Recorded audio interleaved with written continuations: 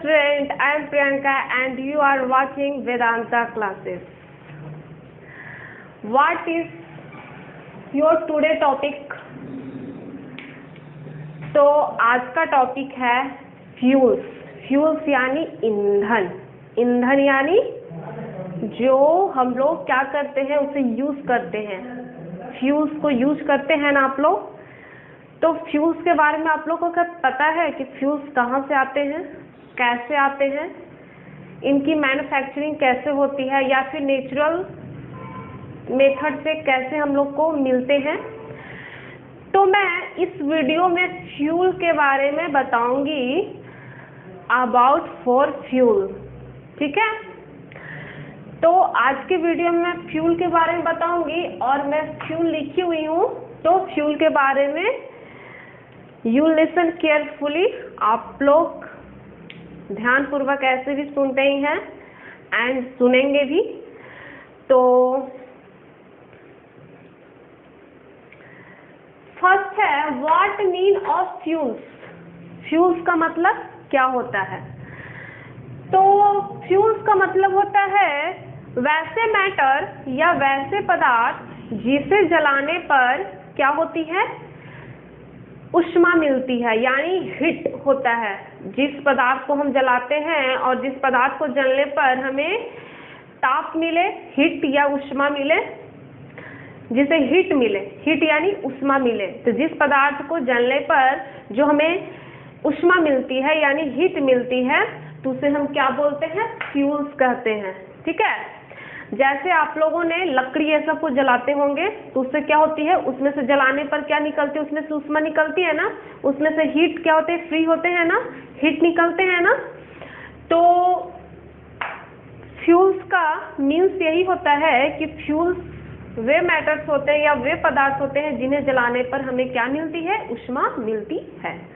जैसे में लकड़ी जलाते हैं तो ऊष्मा मिलती है, कोयला जलाते हैं तो ऊष्मा मिलती है, पेट्रोल जलाते हैं ऊष्मा मिलती है, एलपीजी गैस जिन्हें हम लोग डोमेस्टिक गैस जो हम लोग घरेलू यूज में करते हैं, डोमेस्टिक गैसेस जो घर पर हम लोग यूज करते हैं, एलपीजी गैस सिलेंडर को। तो ये सब जो हो गए ये फ्यूल्स हो गए। आप लोग फ्यूल्स के बारे में समझ चुके होंगे। अब है classification of fuels. Classification of fuels. Fuels को कितने, इनके क्या स्ट्रक्चर के थॉट पर इन्हें कितने कैटेगरी में बांटा गया है।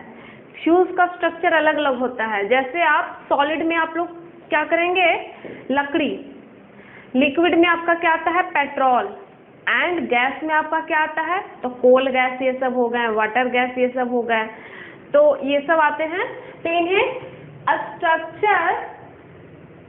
स्ट्रक्चर के बेसिस पर 3 पार्ट में बांटा गया है। समझ में आया? इनके स्ट्रक्चर के बेस पर 3 पार्ट में बांटे गए हैं, जैसे solid fuels, liquid fuels and gas fuel. Solid fuel में आपको क्या क्या मिलेंगे? तो सॉलिड फ्यूल में मैं पहले बता चुकी हूँ, जैसे में लकड़ी, कोल यानी कोयला, चारकोल और बहुत सारे ऐसी चीजें हैं। लिक्विड में आपको पेट्रोल, डीजल, किरोसिन ये सब मिलेंगे आपको लिक्विड फ्यूल्स में। एंड गैस फ्यूल में आपके क्या मिलेंगे, coal gas, water gas, H2 gas, hydrogen gas, ये सब आपको, हाइड्रोजन सल्फाइड गैस, ये सब जो आपको मिलेंगे गैस फ्यूल्स में। ओके, नेक्स्ट है 2 टाइप्स ऑफ फ्यूल्स। फ्यूल्स भी 2 तरह के होते हैं, जिसे हम डायरेक्टली हम लोग यूज करते हैं उसे हम लोग नेचुरल फ्यूल्स कहते हैं। जो जैसे किसी भी खुदाई के तरीके से, जैसे कोयला को तो कोई बनाता है नहीं, कोयला क्या है, नेचुरल है, वो खुदाई के थ्रू हम लोग को क्या मिलते हैं, हम लोग उसे यूज करते हैं। जब खुदाई होती है जमीन में, जब खुदाई की जाती है तो कोल हम लोग को यानी कोयला मिलता है।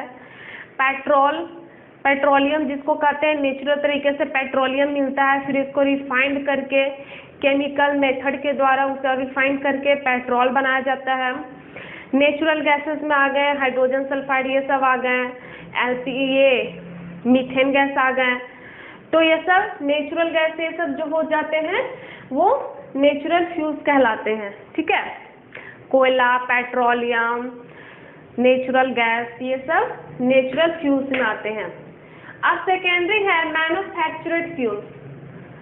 प्राकृतिक नेचुरल गैस को हम लोग क्या बोलते हैं? प्राकृतिक गैस। तो प्राकृतिक गैस समझ में आ चुका होगा, जिसे हम डायरेक्टली हम लोग क्या करते हैं, उसे यूज करते हैं, डायरेक्टली हमें वो मिलती है, ठीक है। जैसे प्राकृतिक में पहले से ही वो क्या होती है, उपलब्ध होती है, अवेलेबल होती हैं। जैसे कोयला हो गया, पेट्रोलियम हो गया आपका, और फिर आपके प्राकृतिक गैस यानी नेचुरल गैसेस हो गए। ये किस कैटेगरी में आते हैं? नेचुरल फ्यूल्स में। वो डायरेक्टली हमको नेचर से प्राप्त होते हैं, ठीक है। नेक्स्ट है मैन्युफैक्चर्ड फ्यूल्स। मैन्युफैक्चर्ड का मतलब होता है मानव निर्मित। तो पेट्रोलियम से क्या बनाते हैं सर? पेट्रोल बनाते हैं। कोयला को जलाकर उसे चारकोल बनाते हैं, और फिर उसे लकड़ी को भी जलाकर चारकोल किया जाता है। तो ये मैन्युफैक्चर्ड फ्यूल्स हुए, जो इसे ही यूज करके मतलब इसका ये मतलब होता है कि नेचुरल फ्यूल्स को ही यूज करके उसे क्या किया जाता है? मैन्युफैक्चर्ड करके उसे और रिफाइंड करके उसे बनाया जाता है। यानी सबसे बड़ा सोर्स होता है नेचुरल फ्यूल्स। उस सोर्स को ही और केमिकल के मेथड से और अपने ही मेथड से मैन्युफैक्चर्ड करके उसे क्या किया जाता है? मैन्युफैक्चर्ड फ्यूल्स बनाए जाते हैं। जैसे हम लोग को अवेलेबल नेचर में होते हैं पेट्रोलियम, उससे केमिकल मेथड द्वारा उसे पेट्रोल बनाया जाता है। कोयला जो हम लोग डायरेक्टली हम लोग को नेचर में हम लोग को अवेलेबल होते हैं, उससे हम लोग क्या करते हैं? जलाते हैं, तो उससे क्या निकलता है? चारकोल। लकड़ी को जब जलाते हैं तो चारकोल निकलता है। तो नेचुरल फ्यूल से ही मैन्युफैक्चर्ड फ्यूल्स बनते हैं। सिर्फ इसमें केमिकल रिफाइंड होते हैं, उसे और क्या हो जाता है? केमिकल मेथड द्वारा उसे रिफाइंड करके उसे बनाया जाता है। फिर एक होते हैं प्राइमरी फ्यूल्स, एक होता है सेकेंडरी फ्यूल्स। तो प्राइमरी फ्यूल्स और नेचुरल फ्यूल्स एक ही होते हैं। प्राइमरी में हम लोग यूज करते हैं, जैसे में अब हम लोग यूज करते हैं प्राइमरी में कोयला, पेट्रोल, ये सब प्राइमरी फ्यूल्स हो गए। और इसे ही दूसरे मेथड में जब यूज किया जाता है तो सेकेंडरी कहला जाता है। जैसे कोल गैस, वाटर गैस, फिर ये सब हो जाते हैं सेकेंडरी फ्यूल्स में। तो नेचुरल फ्यूल्स और प्राइमरी फ्यूल्स एक ही जैसे होते हैं, और मैन्युफैक्चरिंग और सेकेंडरी फ्यूल्स भी एक ही जैसे होते हैं, ठीक है। नेक्स्ट मैं बताती हूँ what means of biomass. You will listen carefully. आप लोग ध्यानपूर्वक प्लीज सुनेंगे। बायोमास क्या है? बायोमास के आपको बारे में पता है कि बायोमास क्या होते हैं? तो बायोमास वह प्रक्रिया है या वह मेथड है जिसमें आप लोग लिविंग थिंक है, मैं भी लिविंग थिंक हूँ और आप लोग भी लिविंग थिंक ही है, ठीक है।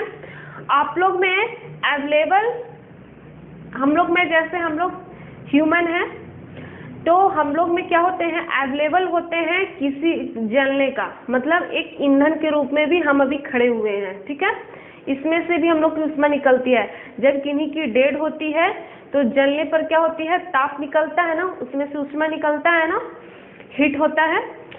तो किसी भी लिविंग थिंग में उसमें जब जीवित होते हैं तो विद्यमान उसमें क्या होते हैं? उष्मा होते हैं। तो विद्यमान जो पदार्थ होता है और जिसे जलने पर उष्मा देती है उसे हम लोग क्या बोलते हैं? बायोमास। जैसे अभी हम लोग का शरीर अभी जीवित है, ठीक है, तो अभी भी हम लोग में उष्मा है। जब वो क्या हो जाएगी? निर्जीव, यानी जब हमारी डेड हो जाएगी, तो किसी भी लिविंग थिंग के डेड हो जाने पर जब उन्हें जलाते हैं तो उसमें से भी क्या हो निकलती है? हीट निकलती है, यानी उष्मा निकलती है। तो जीव जंतुओं या पेड़ पौधों में विद्यमान पदार्थ ही बायोमास कहलाता है। विद्यमान पदार्थ जो उष्मा के रूप में उसमें संचित रहता है, जो तो उसी को हम लोग क्या बोलते हैं? बायोमास कहते हैं। एक बार मैं एक्सप्लेन और कर देती हूँ बायोमास है क्या। तो किसी भी जीव जंतुओं में विद्यमान पदार्थ जो उष्मा का रूप ले लेते हैं उसे ही हम लोग बायोमास कहते हैं। जैसे पेड़ पौधे के सूख जाने पर, जब वो सूख जाते हैं तो जब उन्हें हम जलाते हैं तो उष्मा का रूप लेते हैं ना। फिर वैसे ही जैसे पेड़ लकड़ी को हम लोग जलाते हैं तो उष्मा का रूप ले लेते हैं। लकड़ी को काट कर जब सूख जाती है तो उसे जलाते हैं तो बायोमास का रूप ले लेते हैं। तो वैसे ही जब लकड़ी जब हरी भरी होती है तो उसमें क्या होती है, विद्यमान रहती है उनमें उष्मा दहन करने की, उष्मा देने की क्षमता उसमें विद्यमान रहती है। जैसे ही वो क्या हो जाते हैं, निर्जीव हो जाते हैं यानी सूख जाते हैं, तो क्या हो जाते हैं, वो हीट देते हैं यानी उष्मा देते हैं। तो किसी भी जंतुओं में विद्यमान पदार्थ जो उष्मा देने की क्षमता रखता है उसे हम लोग बायोमास कहते हैं। ठीक है। जैसे कल कारखानों में बॉयलरों को गर्म करने के लिए हम लोग क्या करते हैं, ईख के जो चेपुआ होता है उसका भी हम लोग यूज करते हैं ना, लकड़ी का यूज करते हैं। वेस्टेड पदार्थ जैसे जीव जंतुओं से वेस्टेड निकलता है गोबर, उसका भी हम लोग यूज करते हैं ना, गोईठा के रूप में यूज करते हैं। तो विद्यमान वो भी पदार्थ हुआ ना बायोमास के रूप में, वो भी हम लोग को क्या दिया, उष्मा दिया ना। तो किसी भी जीव जंतुओं में जब जीवित अवस्था में रहता है तो उसमें भी उष्मा देने की क्षमता होती है, लेकिन जीवित किसी को जलाया तो नहीं जाता है ना। तो जब वो मर जाते हैं तो वही जो संचित उष्मा रहती है, जब उसे हम लोग जलाते हैं मरने के बाद तो उसमें से उष्मा निकलती है। यह प्रक्रिया बायोमास कहलाती है। और जो जिसमें ऐसी क्षमता होती है उष्मा रखने की उसे हम लोग बायोमास पदार्थ कहते हैं। जैसे मैं भी एक बायोमास पदार्थ हूँ, आप भी एक बायोमास पदार्थ है, जितने भी लिविंग थिंग्स है वो भी बायोमास पदार्थ है। ठीक है। नेक्स्ट मैं बताती हूँ व्हाट मीन्स ऑफ बायोगैस। आप लोग बायोगैस का नाम सुने होंगे, पहले ग्रामीण क्षेत्र में भी बहुत ज़्यादा ये प्रचलन थी, अभी भी है और कई शहरों में भी है। ये बहुत अच्छा प्रचलन है बायोगैस, जो क्या करते हैं हमारे इन्वायरमेंटल को क्या करते हैं, गर्म नहीं करते हैं, और ये प्रदूषण को क्या करते हैं, फैलाते नहीं, और प्रदूषण को क्या करते हैं, कम करते हैं। तो बायोगैस है क्या, तो बायोगैस में क्या होता है, यह प्रक्रिया कैसे होती है। तो बायोगैस प्रक्रिया में जो जीव जंतुओं से जो अपशिष्ट पदार्थ निकलते हैं, जैसे उनका मल गोबर हो गया, जीव जंतुओं के सड़ने गलने और फिर उनसे अपशिष्ट पदार्थ निकलने, पेड़ पौधे के सड़ने गलने में जब वो क्या हो जाते हैं, ह्यूमस मिल जाते हैं, और बहुत दिनों के बाद वो क्या हो जाते हैं, सड़ जाते हैं। ठीक है। जब वो सड़ जाते हैं तो सड़ने के बाद उसमें से कार्बन के बहुत से यौगिक निकलते हैं। सड़ने का एक प्रक्रिया मैं बता देती हूँ, उसमें गोबर अपशिष्ट पदार्थ, जंतुओं का अपशिष्ट पदार्थ में गोबर मिल जाते हैं, पेड़ पौधे के टुकड़े मिल जाते हैं, पेड़ पौधे के कुछ सड़े गले पदार्थ मिल जाते हैं, जीव जंतुओं के सड़े गले पदार्थ मिल जाते हैं। तो ये सब पदार्थ मिलने के बाद क्या होते हैं, उसमें सूक्ष्म जो जीवाणु होते हैं, या उसे क्या बोलते हैं, सूक्ष्म जीवाणु जो होते हैं, माइक्रो जीवाणु जो होते हैं, उसमें क्या होते हैं, उसे सड़ने में क्या करते हैं, सहायता करते हैं। ठीक है। तो सड़ जाते हैं, नमी उसमें होती है, और वही नमी वही सड़ने के बाद बहुत दिनों के बाद उसमें से गैस निकलती है। गैस में क्या क्या होते हैं, तो कार्बन डाइऑक्साइड होते हैं, हाइड्रोजन सल्फाइड होते हैं, हाइड्रोजन होते हैं, और इसमें सबसे ज़्यादा मेथन गैस होती है। मैंने लिखा भी है 65% मेथन गैस निकलती है बायोगैस में। तो जंतुओं के सड़ने गलने, पेड़ पौधे के सड़ने गलने और गोबर को भी गलने से क्या होता है, ह्यूमस बनाता है। और ह्यूमस बनने के बाद उसमें सड़ने में सबसे पहले सहायक कौन सा जीव करता है, तो छोटे छोटे कीटाणुओं करते हैं। तो माइक्रो ऑर्गेनिज्म जिसको कहते हैं, माइक्रो ऑर्गेनिज्म, छोटे छोटे जो जीवाणु, छोटे छोटे जो कीड़े होते हैं, वो क्या होते हैं, उन्हें गलाते हैं, सड़ाते हैं, और गलने सड़ने के बाद उसमें से गैस निकलती है, जिन्हें हम लोग बायोगैस नाम देते हैं। और ये कार्बन के बहुत सारे यौगिक गैस निकालते हैं, जैसे carbon dioxide, hydrogen sulphide, methane gas, सबसे ज़्यादा मेथेन गैस निकलती है। ठीक है। तो यही बायोगैस, इसका उपयोग मैं बता देती हूँ। तो इसका उपयोग हम लोग करते हैं, मेथेन गैस है तो ज़रूर हम लोग इसे किस में करेंगे, तो स्टोव के रूप में, जो घरेलू यूज़ होते हैं, एलपीजी, कल कारखानों में ये सब जो गैस होती है इसे यूज़ करते हैं, उष्मा देती है, इसी वजह से हम लोग इसे क्या करते हैं, यूज करते हैं। तो इसका यूज़ मैं बताएं, मेथेन गैस का यूज़ सिलेंडर ये सब में, तो घरेलू से लेकर कल कारखानों तक इस गैस का यूज़ किया जाता है। ठीक है। नेक्स्ट मैं बताती हूँ what means of fossil fuel. Fossil fuels क्या होते हैं, तो फॉसिल फ्यूल्स का मतलब होता है जीवाश्म ईंधन। जीवाश्म ईंधन के बारे में आप लोग जानते होंगे, जैसे में कोयला, जैसे में पेट्रोलियम, प्राकृतिक गैस। तो अब जीवाश्म ईंधन बनता कैसे है? जैसे मैं बायोगैस का बताई, अब जीवाश्म ईंधन का मैं बताती हूँ। तो जीवाश्म ईंधन कैसे बनते हैं?